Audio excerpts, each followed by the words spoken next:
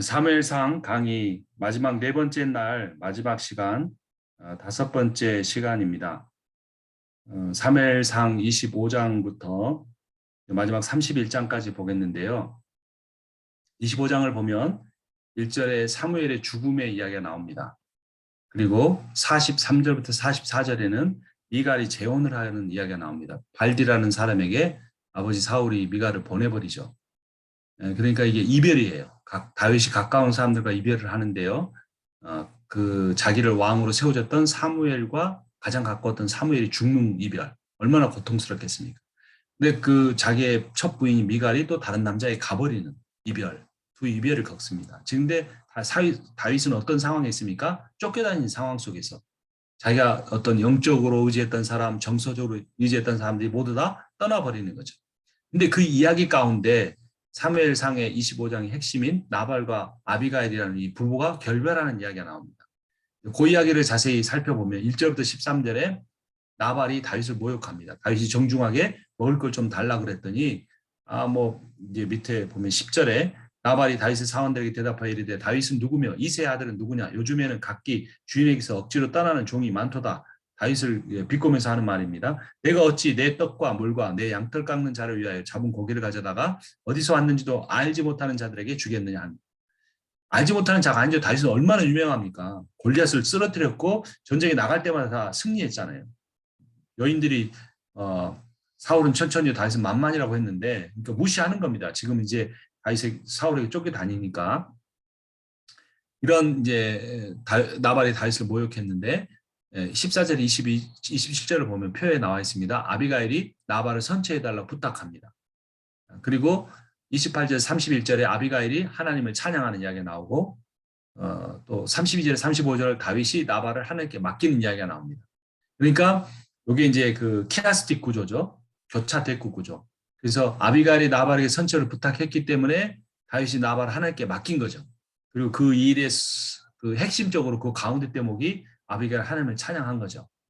근데 사실은 아비가일이 다윗에게 자기 남편 나발을 죽이지 말아 달라고 한 것은 그 남편을 살리기 위해서가 아니라 다윗이 그 어리석은 남자인 나발을 죽임으로써 살인죄를 범하게 될까봐 막 그렇게 말을 했던 겁니다. 다윗도 그것을 깨달았고 하나님께 맡겼고 결국에 마지막에 보면 하나님이 나발을 죽이시는 이야기가 나오는데 이게 그 문단의 표 제일 위에 부분하고 보면 그 나발이 다윗을 모욕했는데 그 모욕을 당한 다윗 대신에 하나님이 나발을 죽이시는 이야기가 나옵니다. 그래서 결론적으로 이 이야기도 나발과 아비가일이 이렇게 헤어지는 이야기가 나오는데 나중에 아비가일이 다윗의 부인이 되잖아요. 그래서 다윗이 영적인 지도자 사무엘도 잃고 자신의 육체 아내인 미갈도 잃어버렸지만 멀리 봤을 때는 이 아비가일과 나발이 헤어짐으로써 아비가일이 자신의 부인이 되는 그런 이제 구조를 보여줍니다. 그래서 하나님이 나발을 죽이셨는데요. 38절을 보면 한 열흘 후에 여호와께서 나발을 치심에 그가 죽으니라. 나발의 이름은 어리석다는 뜻인데요. 나발은 사람보다 소유를 중요하게 여겼고 하나님의 뜻보다 사람의 욕심을 구하는 사람이었습니다. 이런 사람은 구원받지 못합니다. 성경에 나와 있죠. 그들에게 이르시되 삼가 모든 탐심을 물리치라 사람의 생명이 그 소유에 넉넉한데 있지 아니하니라 하시고 또 비유로 그들에게 말하여 이르시되 한 부자가 그 밭에 소출을 풍성하며 심중에 생각하여 이르되 내가 곡식 쌓아둘 것이 없으니 어찌할까 하고 또 이르되 내가 이렇게 하리라 내 곡간을 헐고 더 크게 짓고 내 모든 곡식과 물건을 거기 쌓아두리라. 또 내가 영혼에게 이르되 영혼아 여러 해 쓸 물건을 많이 쌓아뒀으니 평안히 쉬고 먹고 마시고 즐거워하자 하리라 하되 하나님 이르시되 어리석은 자여 오늘 밤에 내 영혼을 도로 찾으리니 그러면 내 준비한 것이 누구의 것이 되겠느냐 하셨으니 자기를 위하여 재물을 쌓아두고 하나님께 대하여 보유하지 못한 자가 이와 같으니라. 나발의 모습이 이 신약성이 나오는 어리석은 부자와 너무나 똑같죠. 자, 이제 27장부터 31장은 다윗이 블레셋과의 상황 속에서 어떻게 처신하고 사울은 어떻게 되는가가 어떻게 보면 하나의 스토리입니다. 그래서 이걸 하나로 묶어서 27장부터 31장을 사울의 최후라는 제목으로 보려고 하는데요. 27장은 다윗이 블레셋으로 피신하는 이야기가 나옵니다. 그리고 블레셋의 봉신이 되어서 블레셋 왕을 섬기는 신하가 돼서 전투를 하는 이야기고요. 28장은 사울이 사무엘의 영과 대화하는 이야기가 나옵니다. 그리고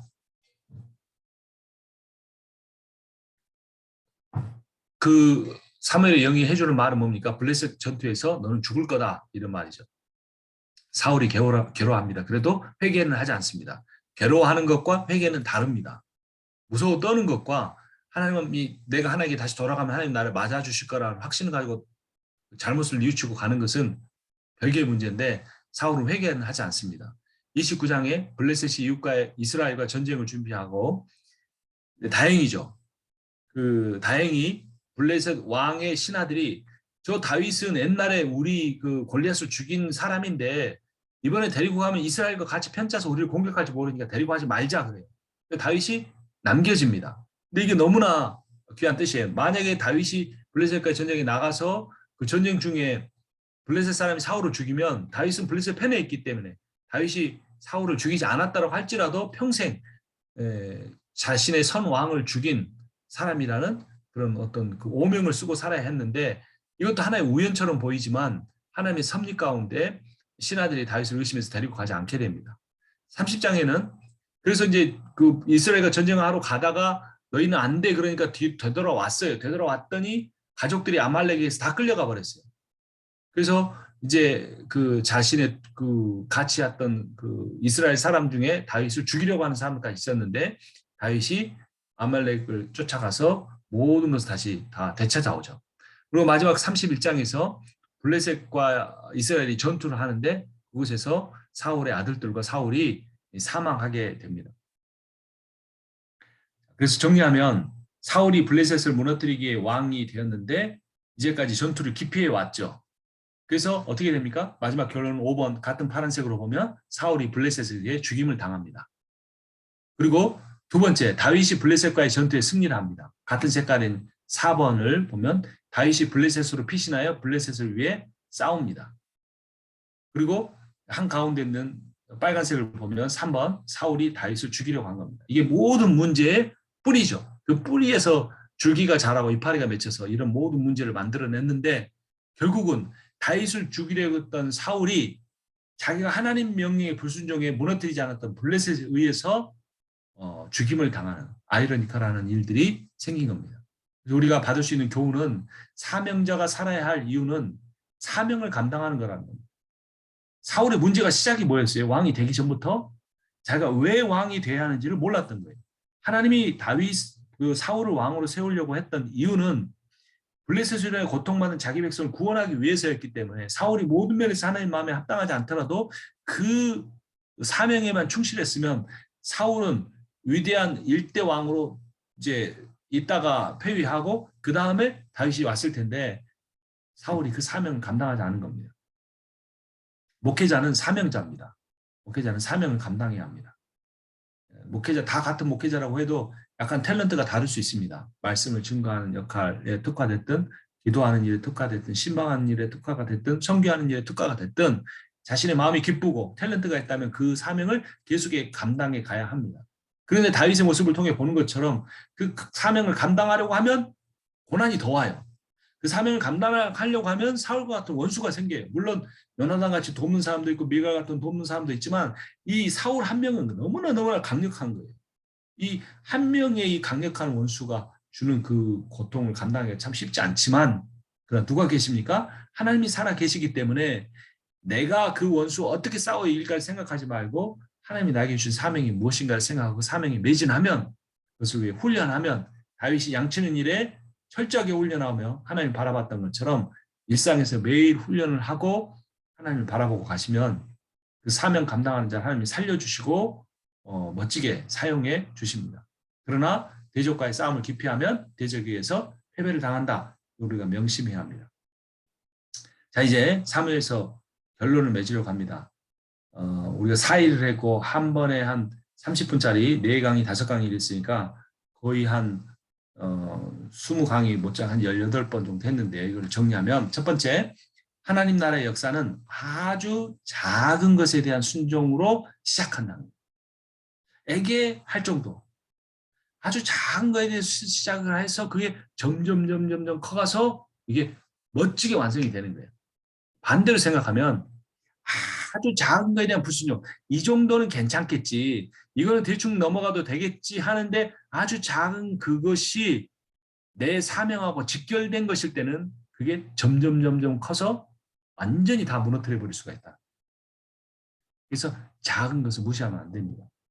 자, 어떤 작은 것이 있었습니까? 한나는 아이를 낳지 못하는 문제가 있었는데 그걸 가지고 기도를 시작했던 거예요.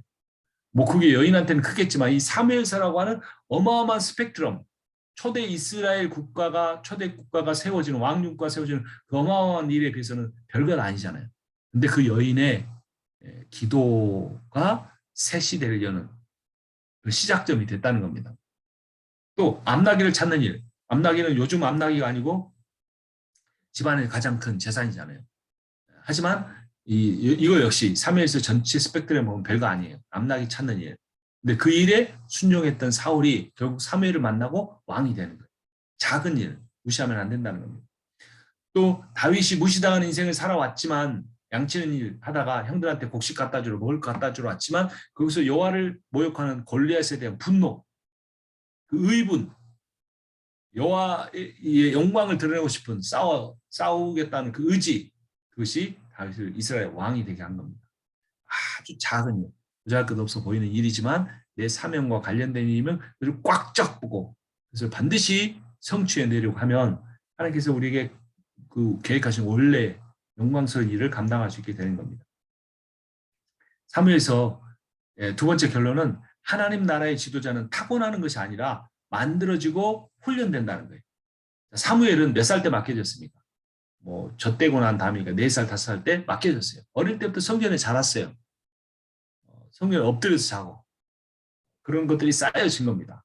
목동으로서 잘 준비된 다윗의 모습. 아까 말씀드린 대로 여자아이들이나 치는 그 양을 치는 일을 정말 하나님 맡겨주신 일로 알고 뛰어가면서도 돌을 꺼내서 물매에 매달고 자기가 원하는 대로 돌을 던져서 맞춰서 3m 되는 거인을 뛰어뜨릴 수 있을 정도로 훈련해야 되는데 이것은 하루아침에 되는 게 아니에요. 특별한 코스를 한다고 되는 게 아니라 내 삶에서 피할 수 없을 어떤 그 시스템을 만들어서 매일매일 그 일을 해나가기 위해서 한 10년만 쭉 해나가면 정말 놀라운 그 어떤 시너지 효과가 나타나게 됩니다. 사무엘서의 세 번째 교훈은 아픔이나 무능이나 고난이나 어떤 무명의 과정 이것이 너무나 중요한 하나님의 그 종으로서 쓰임받기 위해 너무나 중요한 조건이 된다는 겁니다. 한나는 불임이라는 무능을 갖고 있었죠. 여인으로서 수치스러웠죠. 하지만 그것 때문에 사무엘을 낳았고 사무엘을 통해 다윗이 세워지고 다윗을 통해 예수 그리스도가 왔어요. 한 여인의 불임이라는 무명이 그 위대한 성육신, 인카네이션을 이끌어냈다는 겁니다. 두 번째, 다윗의 인정받지 못한 이것도 아픔이잖아요. 아버지에게 그 위대한 선지자가 왔는데 그 애는 절대 가능성이 없다고 부르지도 않았던 그런 인정받지 못한 삶, 열등감 속에서 살아왔던 그 삶, 그것을 통해서 다윗은 겸손을 배웠고 그것을 통해서 철저하게 자신을 준비시켰던 겁니다. 세 번째, 아둘람 공동체는 어땠습니까? 빚진 자, 원통한 자, 뭐 이런 사람이 몰려들었어요. 다윗이 진짜 그렇지 않아도 자기도 힘든데 이런 사람들 다 뒤치다거리 한다고 생각하면 얼마나 힘들 수 있습니까? 그러나 다윗은 그들과 함께하며 그들의 자기가 어떤 고난을 통해 힘들었던 그 삶을 경험했기 때문에 그들의 상황에 대해서 함께 공감하고 그들을 위로해주는 지도자가 될 수 있었습니다. 그리고 다윗이 미친 채 하면서 여러 나라를 떠돌아다녔던 그 삶, 그것도 이웃 나라들을 다 파악할 수 있는 기회가 되었고 겸손한 왕이 될 수 있는 준비 과정이었습니다. 사무엘서의 네 번째 교훈은 기적보다 보이는 큰일만 아니라 기적이나 보이는 큰일만 아니라 우연처럼 보이는 일이나 사소한 일상에 더 성실해야 한다는 겁니다. 다시 나오지만 암나귀에 이른 사건. 기적은 일어나지 않았어요. 물론 집으로 돌아온 기적이라고 볼 수도 있을지 모르지만 우연히 집으로 왔을 수도 있고 사소한 일상에 그러나 그런 일을 그냥 지나치지 말라는 겁니다. 매일 양을 쳐야 되는 일, 아무도 안아주지 않는 일, 그 상황 속에서 매일 양을 치는 거 쉽지 않습니다. 하지만 기적만 바랄 것이 아니라 이런 사소한 일상을 잘 감당하면 됩니다. 종의 주머니에 있던 4분의 1세겔, 뭐 이거 정말 작은 돈이지만 그게 없었으면 사무엘을 만나러 가지 않았을 텐데 우연처럼 보이지만 하나님 그것을 통해 일하셨어요. 우리들 삶에서 일어나는 아주 작은 일들이 굉장히 큰 작은 우연이 큰 일을 이뤄낼 수 있습니다. 하나님 그런 일들 통해 역사하십니다. 그리고 사울의 악신 치료가 필요했고 그때 사울이 선발됐던 것도 우연이지만 하늘나라의 큰 일을 만들어냅니다. 다윗이 형들을 찾아갔을 때 골리앗을 만난 일도 그렇습니다. 마지막 사무엘서의 가장 중요한 주제는 뭐냐면 하나님이 왕이시다라는 것. 이건 너무나 당연하고 너무나 간단한 문장이고 명제지만 우리의 삶에서 이것만큼 힘든 건 없는 것 같아요. 내 목회의 주인은 누구신가? 하나님이신가? 아니면 난가? 아니면 어떤 장로님이신가? 아니면 어떤 대단한 영향력을 갖고 있는 사람인가? 나 스스로도 내가 그러한 중심 인물이 돼서 교만하거나 다른 내가 그 자리에 있지 못하기 때문에 내가 그것을 부끄러운 열등감을 가질 일이 아니라 내 마음의 중심으로부터 진심으로 우리 교회의 왕은 하나님이십니다.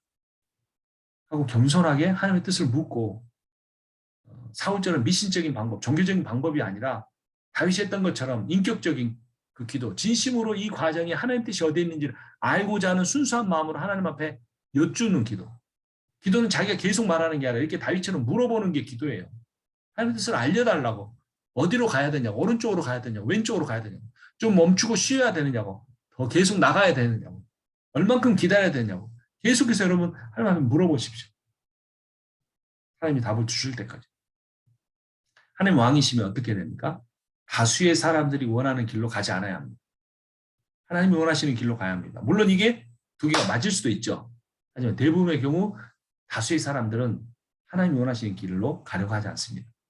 그래서 민주주의가 문제인 거예요. 다수결이 문제인 겁니다. 교회는 독재도 있어도 안 되지만 포퓰리즘적으로 사람들이 다 원한다고 그 길로 가면 결국에 그 길은 하나님이 원하시는 길이 안 될 가능성이 훨씬 더 많은 거죠.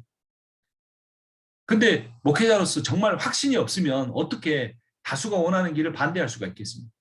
그러니까 목회자가 먼저 말씀과 기도에 깨어있고 바른 통찰력을 갖고 책도 읽고 이렇게 폭넓은 어떤 인간관계나 뭐 여러 강의를 통해서라도 안목을 가지고 하나님이 원하시는 길이 어딘가를 알고 있어야죠.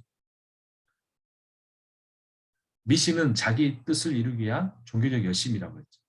그러나 신앙은 주님 뜻을 이루기 위한 인격적 순종이라고 했습니다. 하나님이 왕이시라고 하면 우리에게서 드려야 될 것은 종교적 열심이 아니고 인격적 순종이라는 겁니다. 종교적 열심과 인격적 순종을 나눠서 생각할 수도 있지만 아니 그 하나로 생각할 수도 있지만 이게 의도적으로 한번 나눠고 보면 내가 지금 하고 있는 종교적 열심 속에 하나님에 대한 인격적 순종이 따라가고 있는가? 내가 목회에 대한 열심 속에서 하나님과 인격적 관계 속에서 묻고 알려고 하고 들으려고 하는 그러한 생각이 주님의 뜻을 이루려고 하는 신앙적 행위인가를 생각을 해봐야 할 것입니다. 마지막 두 번째는 인기가 많은 길이 아닌 인기가 없는 길을 가라라는 겁니다. 사울의 잘못은 딱 한 가지입니다. 딱 한 가지. 그 뭡니까? 백성들의 눈치를 봤다는 거예요. 왜냐하면 자기가 왕으로 오른 것 자체가 태생적으로 그런 부분 때문에 됐다는 걸 알고 있었기 때문에 그게 옳지 않다고 생각해도 계속해서 백성들의 눈치를 보는 겁니다.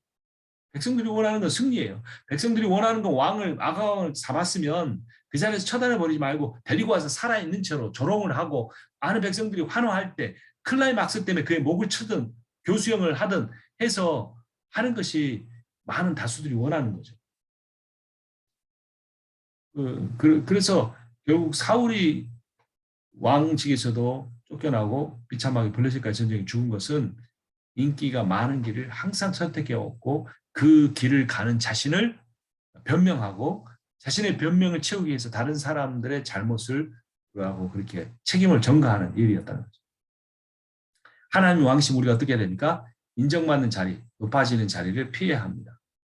사람들의 환호와 인정은 사울과 같이 겸손한 사람도 권력을 위해 살인을 마다하지 않는 권력에 미친 사람으로 만들어버렸습니다. 제일 무서운 게 뭡니까? 사람들의 비난이 아니고 사람들의 환호예요. 사람들이 목사님 이런 건 좀 고치셔야 합니다. 이게 아니고 목사님 인정합니다. 이렇게 됐을 때 그게 가장 무서운 때입니다. 그런 사람들의 환호나 인정은 교묘하게 성경이 같지만 교묘하게 어떤 그 사람의 본능이 추구하는 것들이 가능성이 참 많아요. 그래서 사울이 처음에는 암나기 찾아 헤매던 그런 겸손한 순수한 사람이었는데 좀 결단력이 없고 그렇지만 그런 사람이었는데 나중에 권력을 위해서 자신 위해서 하프를 쳐서 악신을 쫓아내주고 자신을 위해서 블레셋과의 전쟁에 승리해주는 자기가 원래 감당해야 했던 블레셋과의 전쟁을 대신 치러주는 다윗을 죽이려고 하는 살인하려고 하는 그런 권력에 미친 사람으로 만들어 버린다는 겁니다. 그래서 우리가 계속해서 물론 사람들의 환호와 인정을 받는 것은 나쁜 것은 아니지만 내가 중심을 바로잡고 하나님께 다윗처럼 묻는 기도와 말씀을 추구하는 그러한 삶 모습을 통해서 이런 환호와 인정을 분별력을 가지고 어떤 것을 버려야 될 것인지 어떤 것은 끝까지 남겨야 되는 것인가를 분별하고 그 길로 가야 할 것입니다. 이제 강의를 마쳤는데 혹시 질문이 있으신가요? 다른 하고 싶은 말씀도 괜찮고요. 질문 있으거나 피드백 있으